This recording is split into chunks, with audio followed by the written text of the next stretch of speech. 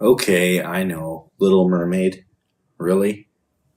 Well, maybe knowing that the original story is over 200 years old and quite a bit different from the Disney version we'll be covering today will save your intellectual ego. So, if the original story is different, then why are we going with the Disney version? Well, that's because stories evolve.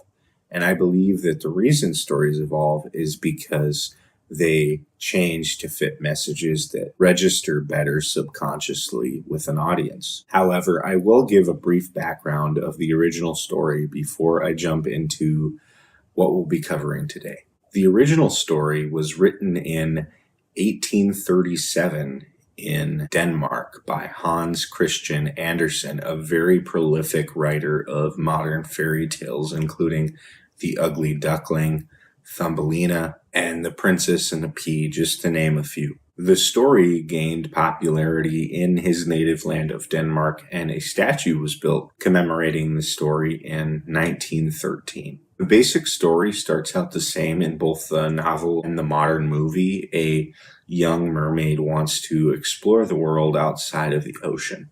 In the novel, mermaids can live 300 years while humans can only live 60. However, humans have a soul that allows them to live forever, and mermaids don't.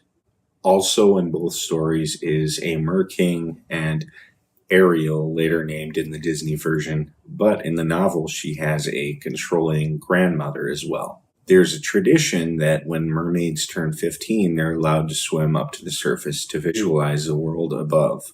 And as Ariel does this, she sees the prince on a ship and quickly falls in love with him. Of course, she is forbidden to go, and in both versions, she seeks out a sea witch who grants her the ability to be human in exchange for her voice. In the novel, she gains the ability to dance better than anybody, but every single step feels like she's walking on needles.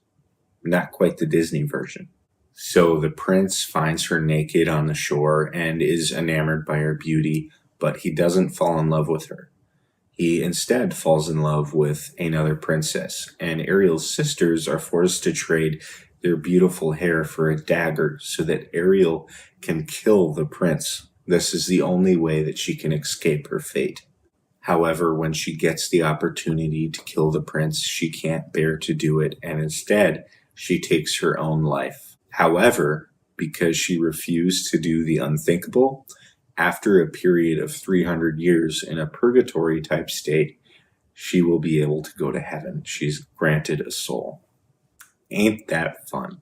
And now I'm going to be going into the best known version of the story and not narrating nearly as much aside from the philosophy because most of us tend to know it. If not, watch the movie. The first thing I find really interesting and common in stories is this vast unknown place that all the danger, adventure, and growth tends to happen. In stories like The Hobbit or The Hunchback of Notre Dame, this exploration happens in either a forest or an old cathedral-like building. I've pondered this for a long time, and I've come to believe that these seemingly labyrinthine places tend to represent the unknown or our subconscious mind.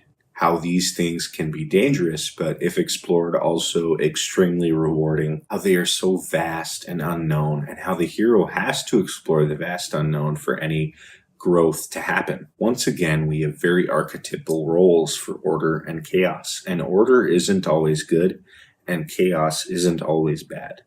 King Triton becomes a tyrant because of his fear of chaos. And he doesn't explain that he is tyrannical because he's established this order to keep himself and his loved ones safe.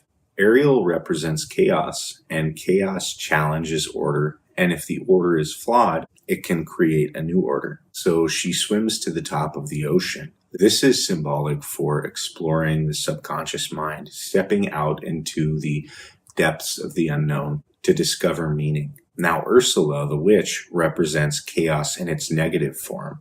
She's embraced chaos to the point where she completely sets herself up against anything that even remotely resembles order. She's the exact opposite of the tyrannical king.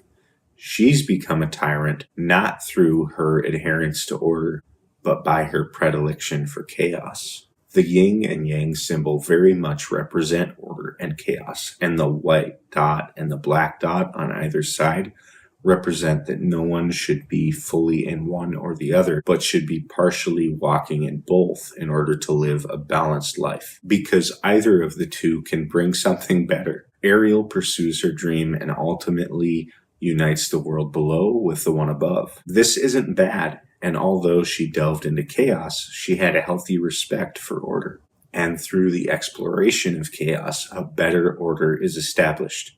So my challenge to you is not to be a King Triton or an Ursula, but an Ariel.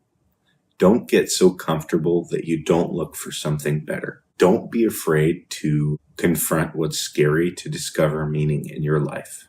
This one was extremely short, but I do have some really fun projects coming up. I'm working on a Twilight video and how there's sexual symbolism in it and stories like it. I'm also going to be starting a series where I delve into Jordan Peterson's Map of Meaning. So if any of these projects sound interesting to you, make sure to subscribe to stay tuned for my weekly content. And if you enjoyed the video, do smash that like button for the YouTube algorithm. Thank you and have a great day.